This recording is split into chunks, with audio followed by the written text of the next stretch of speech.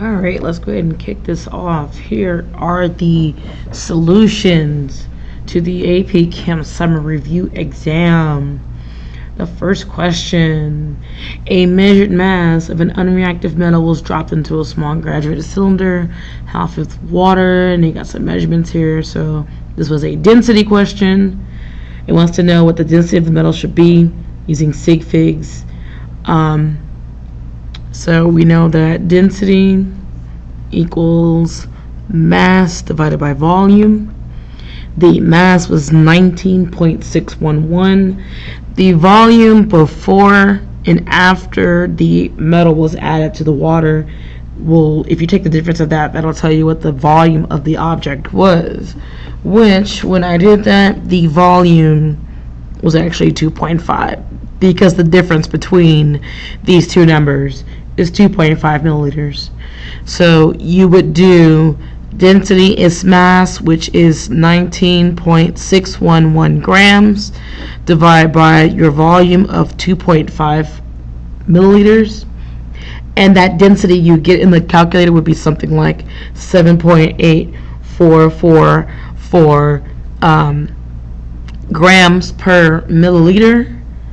But since our numbers here, when you take the subtraction between the two of these right here, you take the difference, your number, both of them have one decimal place, so that means your answer would have one decimal place. 2.5 has one decimal place.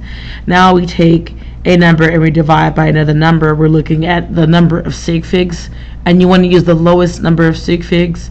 2.5 only has 2 sig figs, so your answer would only have 2 sig figs. The first 2 sig figs is the 7 and the 8. So your answer would be 7.8. The 4 does not round the 8 up to 9. So your answer is just 7.8 grams per milliliter for your density. And that is the answer for number 1. For number 2, you have the same type of problem, except the data is given to you a little differently, as well as using cubic centimeters instead of milliliters, but 1 centimeter cubed is 1 milliliter. That does not affect the actual problem itself too much. When you take the difference for the mass of the sample should be 22.0 grams, for the same reasons as done when you do the subtraction for the volume in question number 1. So that's the mass of your sample. The volume was provided for you, which was 11.0 centimeters cubed. So the density, you would do 22.0 grams divided by 11.0 cubic centimeters. And so that is going to give you 2. 22 divided by 11 is 2. Since both of these numbers have 3 sig figs, 2 needs to have 3 sig figs. So to do that, your answer would just be 2.00. So that way you have 2, but there's 3 sig figs in there. Grams per centimeter cubed. So that's your answer for the second question as well.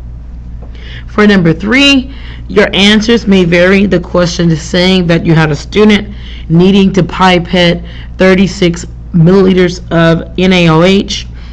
They did this 5 times and they got 35.22, 36.14, 36.13, 36.15, 36.12. To receive credit on this, you just needed to give your answer, whether you thought their measurements were accurate, precise, both, or neither, and then you need to justify your claim. Okay, the most common and most acceptable answer would be to say that the measurements were precise because of the closeness to each other, meaning you had 5 measurements done. You can take into consideration the 35.22, but the other 4 were definitely 36 point something, 0.1 for all of them, as a matter of fact, 0.14, 0.13, 0.15, 0.12. They're all extremely close to each other. So that means the measurements were precise. Mr. Bartolotta, your 4 o'clock is here in the main office. Mr. Bartolotta, your 4 o'clock is here. Okay, please get to your 4 o'clock, Mr. Bartolotta. The measurements can also be said to be accurate because the measurement was supposed to be 36.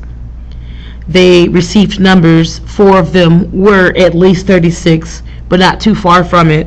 35.22 was a little far, but I would say that they were accurate because of how exact or closeness to the true value. When we say precise, we're saying closeness to each other. So I just want to clarify that. So you would get the answer correct as long as you said something about being precise because of closeness, or being accurate because of exactness to the true value. Okay, so that your answers may vary for that one. For number 4, you were given some data before and after an experiment was done, and you were given a student's conclusion on whether the experiment was physical or chemical change and why. So what you had to do was agree or disagree and justify your claim based on the evidence recorded. When you answer a question like this, what you will want to do is give your agree or disagreement statement, which every student should be saying disagree, because this student, yes, I have a band-aid on my finger. This student said that they thought a physical change was happening because metal melted into the liquid, but they clearly gave a sign of a chemical change. And no, the metal does not melt when you put magnesium into hydrochloric acid. You're going to be producing magnesium chloride and hydrogen gas. So you're doing a chemical change. But you'll learn about that later. You need to be disagreeing because the student said that there was a physical change based on a melting, but what you're supposed to be saying is that it should have been listed as a chemical change due to the production of a gas, which we know because we see bubbles being produced. Okay, so this question would be scored based on you disagreeing, on you stating what was wrong. So you're mentioning something about what the student said that was wrong, and then you giving the correct answer and why. So I do believe on this one it's going to be 4 points.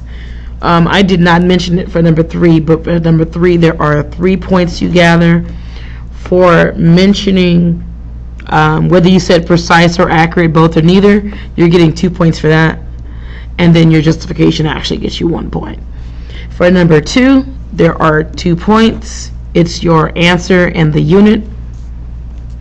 And then for number 1, you're also going to get 2 points based on your answer and your unit.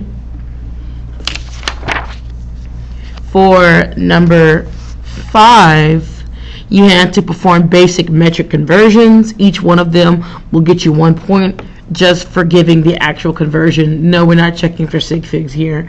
But if someone used sig figs for some reason and ended up altering their answer, I'll just have to look on your paper. But 30 seconds into milliseconds, easiest way to do this is to use the King Henry diet, basically, or by drinking chocolate milk. So you want to count how many times you're moving from where you're starting to where you're going, and then just move your decimal the same direction in spaces. So for 5A, 30 seconds into milliseconds. Seconds is your base, and you're going into milliseconds. That's 4 places to the right, or I'm sorry, 3 places to the right. 1, 2, 3. So the decimal needs to go 3 places to the right. So that is 30,000 milliseconds. 4B, 14 kilometers into decameters. That is 2 places to the right. So you move 2 places to the right. That's 1,400 decameters. For C, you're going from decaliters into regular liters. That's 1 place to the right. So you move 1 place to the right. That answer should be 0.5 liters. And then for D, you are going from kilograms into centigrams here. 1, 2, 3, 4, 5 places to the right. So your decimal must go 5 places to the right. When you do that, you should get 80 centigrams. 1, 2, 3, 4, 5. 80 centigrams. All right, and that's 1 point each. 4 points total. For number, look at my hand. What the? I look like a teacher. Oh my gosh. Okay, number 6. Perform the calculations using sig figs. 10 plus 10, of course, is 20. But according to sig fig rules for addition, 1 decimal place, 2 decimal places, your answer can only have 1 decimal place. So 20.0. B, 0.45 minus 0.02. You get 0.43 or whatever. Subtraction means 1, 2, 3 decimal places, 2 decimal places. Your answer has 2 decimal places, 0.43. 5 times 5 is 25. When you're multiplying, you count sig figs, 1, 2, 3 sig figs, compared to 5, which just has 1 sig fig. Your answer, which is 25, can only keep 1 sig fig. So if you're keeping only 1 sig fig, the first sig fig in 25 is the 2. So you're going to have to round up because of the 5, which means your answer becomes 30. 5 times 5 is 30, according to sig fig rules, if you have these numbers. And then 200 divided by 2 point yada yada yada yada. Division means count sig figs. Here's 1 sig fig, and then all of these are sig figs, but since that's 1 sig fig, 200 divided by 2 is 100. With 1 sig fig, 100 is just perfectly fine. 4 points total because they're 1 point each. 1 point each. For number 7, convert to scientific notation. 600 is 6 times 10 to the positive 2. You have to chop off the insignificant zeros in 600, so those go away. You're moving 2 times to the left, so exponent of 2. 0.0123. That will become 1.23 times 10 to the minus 2, because you're going to move 2 places to the right. 9,900 will become 9.9 times 10 to the positive 3, because you're moving 3 places to the left, and those zeros go away because they're not significant. And then you have point blah blah blah blah blah 50. So it's going to be 5.0 because zeros at the back count if there's a decimal. And we're moving 6 places to the right, so -6. And they are 2 points each, 1 point for the correct coefficient, as we call it, and 1 point for the correct exponent on the base of 10. So a total of 8. For the last problem, convert 3.14 hours into years using dimensional analysis. I care about your final answer. I more so care about how you get there, because we all need to know how to use dimensional analysis correctly. So there will be a total of, I believe, 8 points to gain from this question. Smiley face, yes. What? Smiley face. Is that smiley face? Smiley face, okay. Squirrel. All right. So you have to write the unknown and the known. The unknown is how many years. The known is 3.14 hours. So your relationships, the relationships that you need to write, you can put 1 day equals 24 hours. And then you might also say that 365 days equal 1 year. I'm looking for relationships. If you knew how many hours were in 1 year and you just put that relationship, I will give you the 2 points for that as well. Change these relationships into conversion factors. So you're going to be writing a fraction, 2 fractions for each relationship here. So for the 2 that I have, you'll be writing 1 day over 24 hours. 24 hours over 1 day, 365 days over 1 year, 1 year over 365 days. But if you did an alternative relationship that is true, I will give you credit for your conversion factors as long as you wrote the 2 for the 1 relationship that is true. So that makes 2 points as well. And then you're going to get 2 points for your train tracks. So this will vary from person to person. The starting box is your given, which is 3.14 hours. You drop it low. Drop the unit low. So hours comes down here. You go here for your conversion factors. This is the only one that has hours on the bottom because I have hours on the bottom. So I'm going to put 1 day over 24 hours just like I have here in the fraction in the conversion factor. I do not want days, I want years. So if I don't want it, I'm going to drop it low again. Drop it low. So days are down here. Now I'm making a video right now for my students. Hold on. You can come in. I'm already recording and everything. This is a video over what they did on the test. We're going to show who's coming in the room. Yeah. Anyway. We got Duncan in here because he has no life. Hey. I don't know if they heard me. We're just 2016. We're doing it big with technology and stuff now. I can see that. Yeah. So anyway, this is the last question. So just give me a minute, because I'm already 15 minutes in, and I'm not going to start over because you came in and interrupted me, and I could not pause it. So Can't edit it? I probably could, but laziness. It's just like when I did another video, I had my friends on Facebook messaging me in the video, and I was 15 minutes in, and I couldn't start over. So everyone knows that I should have been on the PS4 at that time, because my friend was wondering why I was not on Battlefield 4 when I have a job during the day. So funny. Yeah. Auntie Way, you drop days down. Next, we use this other fraction that has days on the bottom. This is the only one that's left. 365 days. On top, we have 1 year. So that takes care of those conversion factors. Do I want years? Yes, I do. So I'm done with my train tracks. This will be 2 points for you.